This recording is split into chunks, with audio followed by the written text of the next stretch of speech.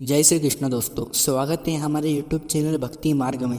आज हम आपको बताएंगे गुरुवार बृहस्पतिवार की पौराणिक व्रत कथा। गुरुवार व्रत करने से बृहस्पति देवता प्रसन्न होते हैं। यह व्रत अत्यंत फलदायी है। अग्नि पुराण के अनुसार अनुराधा नक्षत्र युक्त गुरुवार से आरंभ करके 7 गुरुवार व्रत करने से बृहस्पति ग्रह की हर पीड़ा से मुक्ति मिलती है। बृहस्पति व्रत कथा प्राचीन समय की बात है। एक नगर में एक बड़ा व्यापारी रहता था। वह जहाज़ों में माल लदवाकर दूसरे देशों में भेजा करता था। वह जिस प्रकार अधिक धन कमाता था उसी प्रकार जी खोलकर दान भी करता था, परंतु उसकी पत्नी अत्यंत कंजूस थी। वह किसी को एक दमड़ी भी नहीं देने देती थी। एक बार सेठ जब दूसरे देश व्यापार करने गया तो पीछे से बृहस्पति देव ने साधु वेश में उसकी पत्नी से भिक्षा मांगी। व्यापारी की पत्नी बृहस्पति देव से बोली, हे साधु महाराज, मैं इस दान और पुण्य से तंग आ गई हूँ। आप कोई ऐसा उपाय बताएं जिससे मेरा सारा धन नष्ट हो जाए और मैं आराम से रह सकूं। मैं यह धन लुटता हुआ नहीं देख सकती। बृहस्पति ने कहा, हे देवी, तुम बड़ी विचित्र हो। संतान और धन से कोई दुखी होता है? अगर अधिक धन है तो इसे शुभ कार्यों में लगाओ, कुंवारी कन्याओं का विवाह कराओ, विद्यालय और बाग बगीचों का निर्माण करवाओ। ऐसे पुण्य कार्य करने से तुम्हारा परलोक सार्थक हो सकता है। परंतु साधु की इन बातों से व्यापारी की पत्नी को खुशी नहीं। उसने कहा, मुझे ऐसे धन की आवश्यकता नहीं है जिससे मैं दान दूं।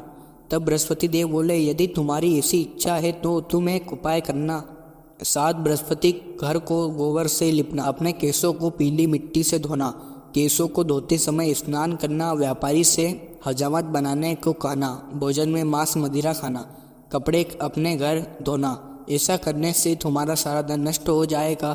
इतना कर बृहस्पति देव अर्ध ध्यान हो गए। व्यापारी की पत्नी ने बृहस्पति देव के कहने के अनुसार 7 बृहस्पतिवार वैसा ही करने का निश्चय किया। केवल 3 बृहस्पतिवार बीते थे कि उसी समस्त धन संपत्ति नष्ट हो गई और वह परलोक सुधार गई।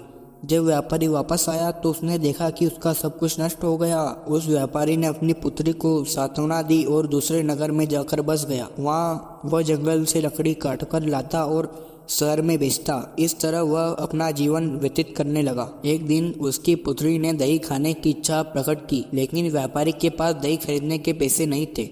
वह अपनी पुत्री को आश्वासन देकर जंगल में लकड़ी काटने चला गया।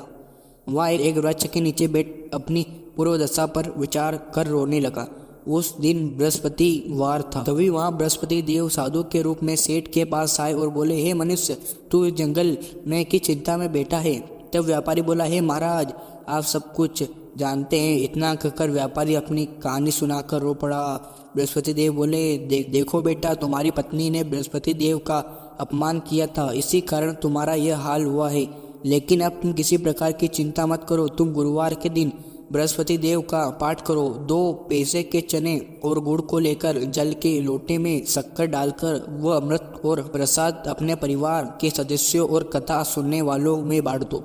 स्वयं भी प्रसाद और चढ़ना मत लो, भगवान तुम्हारा अवश्य कल्याण करेंगे। साधु की बात सुनकर व्यापारी बोला, महाराज, मुझे तो इतना भी नहीं बचता कि मैं अपनी पुत्री को दही लाकर दे सकूं। इस पर साधु जी बोले, तुम लकड़ियों को शहर में बेचने जाना।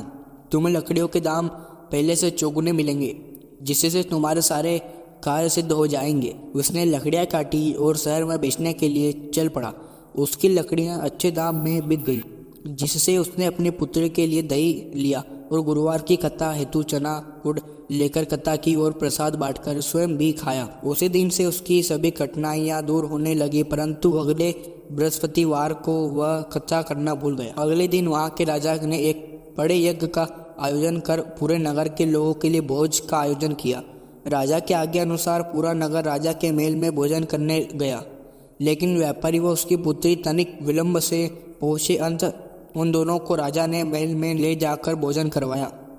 जब वे दोनों लौटकर आए तब रानी ने देखा कि उसकी खूंटी पर टंगा हार गायब है। रानी को व्यापारी और उसकी पुत्री पर संदेह हुआ कि उसका हार उन दोनों ने ही चुराया होगा। राजा की आज्ञा से उन दोनों को कारावास की कोठरी में कैद कर दिया। कैद में पड़कर दोनों अत्यंत दुखी हुए। वहाँ उन्होंने बृहस्पति देवता का स्मरण किया। बृहस्पति देव ने प्रकट होकर व्यापारी को उसकी भूल का आभास कराया और उन्हें सलाह दी कि गुरुवार के दिन कैद खाने के दरवाजे पर तुम्हें 2 पैसे मिलेंगे। उनसे तुम चने और मुनक्का मंगवाकर विधिपूर्वक बृहस्पति देवता का पूजन करना, तुम्हारे सब दुख दूर हो जाएंगे। बृहस्पतिवार को कैद खाने के द्वार पर उन्हें 2 पैसे मिले। बाहर सड़क पर एक स्त्री जा रही थी। व्यापारी ने उसे बुलाकर गुड़ और चने लाने को कहा। इस पर वह स्त्री बोली, मैं अपनी बहू के लिए गहने लेने जा रही हूँ, मेरे पास समय नहीं है। इतना कहकर वह चली गई। थोड़ी देर बाद वहाँ से एक स्त्री निकली। व्यापारी ने उसे बुलाकर कहा, बहन, मुझे बृहस्पतिवार की कथा करनी है, तो मुझे 2 पैसे का गुड़ चना ला दो। बृहस्पति देव का नाम सुनकर वह स्त्री बोली, भाई मैं तुम्हें अभी गुड़ चना ला कर देती हूँ। मेरा इकलौता पुत्र मर गया है और उसके लिए कफन लेने जा रही थी, लेकिन मैं पहले तुम्हारा काम करूँगी, उसके बाद अपने पुत्र के लिए कफन लाऊंगी। वह स्त्री बाजार से व्यापारी के लिए गुड़ चना ले आई। स्वयं भी बृहस्पति देव की कथा सुनी। कथा के समाप्त होने पर वह स्त्री कफन लेकर अपने घर गई। घर पर लोग उसके पुत्र की लाश राम नाम सत्य है कहते हुए शमशान ले जाने की तैयारी कर रहे थे। स्त्री बोली, मुझे अपने लड़के का मुख देख लेने दो। अपने पुत्र का मुख देखकर उस स्त्री ने उसके मुंह में प्रसाद और चरणामत डाला। प्रसाद और चरणामत के प्रभाव से वह पुण्य जीवित हो गया। पहली स्त्री जिससे बृहस्पति देव का निरादर किया गया था, वह जब अपने पुत्र के विवाह हेतु पुत्र वधू के लिए गहने लेकर उठी और जैसे ही उसका पुत्र घोड़ी पर बैठकर निकला, वैसे ही घोड़ी ने वो ऐसी छलांग मारी कि वह घोड़ी से गिरकर मर गया। यह देख स्त्री को रोना आ गया। बृहस्पति देव से क्षमा याचना करने लगी। उसी स्त्री की याचना से बृहस्पति साधु वेश में वहाँ पूछकर करने लगे, देवी, तुम्हें अधिक विलाप करने की आवश्यकता नहीं है, यह बृहस्पति देव का अनादर करने के कारण हुआ है। तुम वापस जाकर मेरे भक्त से क्षमा मांगकर कथा सुनो, तभी तुम्हारी मनोकामना पूर्ण होगी। जेल में जाकर उसी स्त्री ने व्यापारी से माफ़ी मांगी। कथा सुनी। कथा के उपरांत वह प्रसाद और चरणामत लेकर घर वापस गई। घर आकर उसने चरणामत मरे हुए पुत्र के मुख में डाल दिया। चरणामत के प्रभाव से उसका पुत्र भी जीवित हो उठा।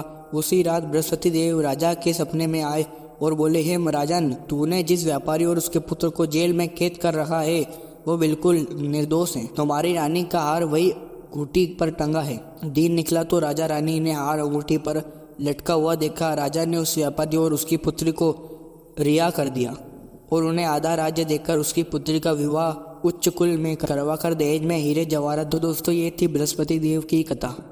तो बोलो बृहस्पति देव की जय।